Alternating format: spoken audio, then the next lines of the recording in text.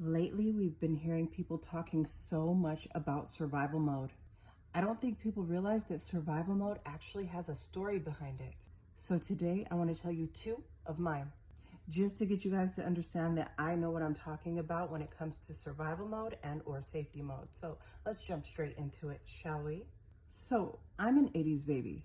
I grew up in Salt Lake City, Utah, to an interracial couple. My mom is white, my dad is black, and my dad spent a lot of my childhood in and out of prison.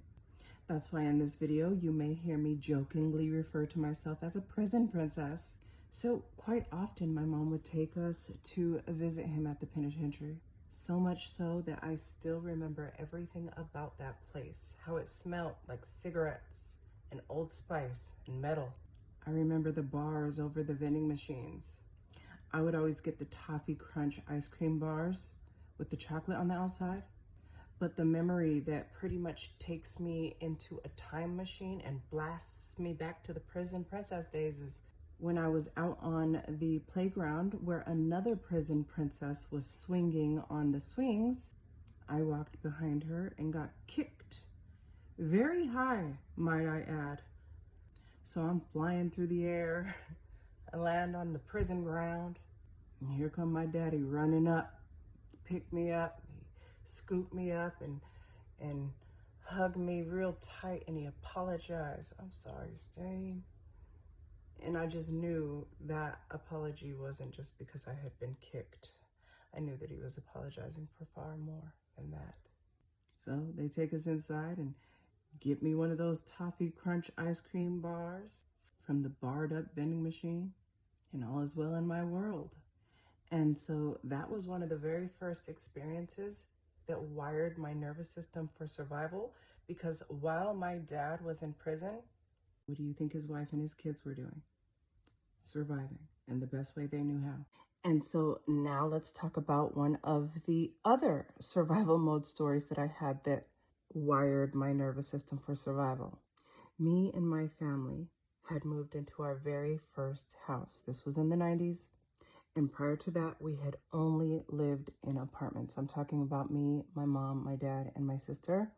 I have 3 siblings, but my oldest sister and my oldest brother, they're way older than me. And so they were pretty much already grown when I was a kid. And then I have another sister that's 4 years older than me. And so me and her grew up as kid sisters. And so the 4 of us moved into our new house. And at the time, it felt like such a big deal because I finally got my own room. However, I never slept in it. I always slept out in the living room. And so one evening, I hear a knock at the door. I was, of course, sitting on the same couch that I just mentioned. And I hear my dad go to the door. And I hear him begin to have words with the man who knocked on the door. Now, the man had a very calm, authoritative voice, who made my dad's very authoritative voice go up like 8 octaves. I can't remember the entire conversation, but the things that I do remember stuck with me so much so that I'm telling you all about it almost 30 years later. So I hear the man go, "Dennis," that's my dad's name, "Dennis, if you don't open this door, I'm going to kick it down." And that's when I hear my dad's voice go up an octave, and he said, "I know my rights, man. I know my rights." And when I hear my dad start doing that and saying that, that's when my heart started pumping. Because you have to understand, I grew up walking to my yard and my dad scrubbing the ground with some man like a mop. Right? So my dad was just the big tough man that nobody messed with.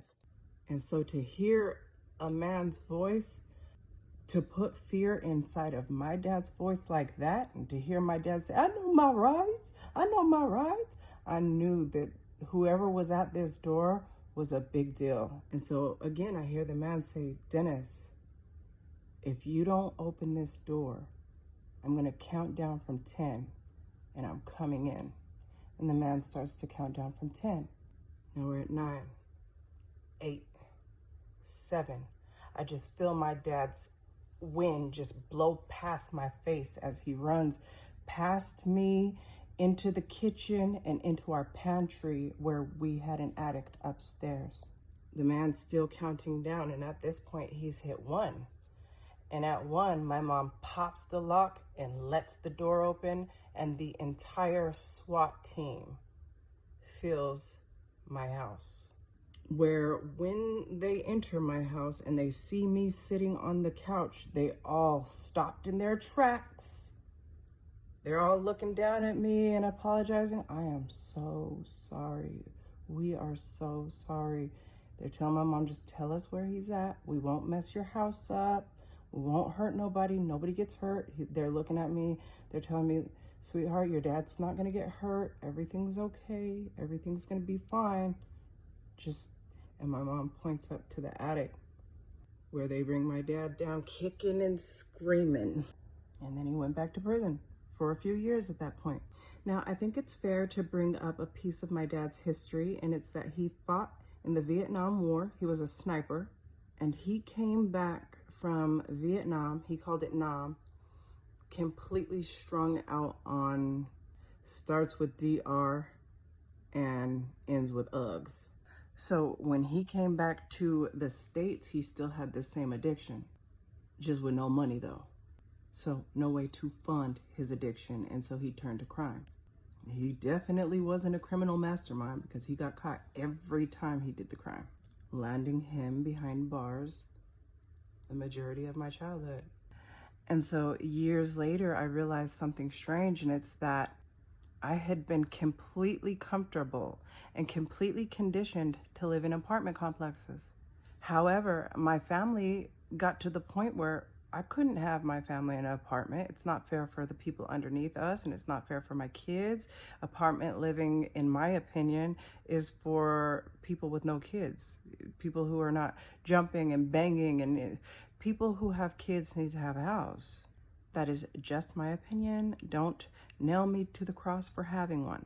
So again, I was always completely comfortable living in apartments. Anytime the idea of getting a house came up, I always got really uncomfortable. So I had to ask myself why. And when you ask, the answers you shall receive, right? And the memory of the Salt Lake City SWAT team filling up my house came rushing back like it happened yesterday. And so to my nervous system, moving my family into a house in the 90s meant losing my dad. And so years later, I had to do nervous system work around being able to move my family into a house of our own. This is not logical. It's conscious. It's programming. That's actually when I realized I didn't just need to change my circumstances. I needed to teach my nervous system that this isn't my childhood no more. I'm grown. This is my adulthood. I needed to train my nervous system to feel safety in having a home and having a big, beautiful house. It means safety, not harm, not the SWAT team, not a prison term or a prison sentence for my father. Owning or living in a house doesn't mean disaster no longer. And this is some of the deepest healing work I've ever had to do. What you're looking at right now is the urn with my dad's ashes in it. That's right. This is the urn with my father's ashes in it.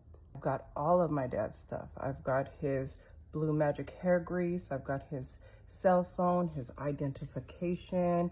My dad was a Vietnam War vet. I've got all of his paperwork. I've got all of it. I've got his birth certificate, his social security card, his death certificate. I am my father's keeper. In 2017, my dad passed away. He had COPD, pulmonary lung disease, and dementia. And when you have dementia, along with other illnesses, they gang up on you and take you out. And so that's what happened to my dad back in 2017. I love my dad. I learned a lot from my dad. I also recognized that many of the patterns I had to heal started long before I even knew what the nervous system was. And that's why I shared these stories. Because survival mode isn't just something people wake up with. For many of us, it has an origin story. And here are a few of mine.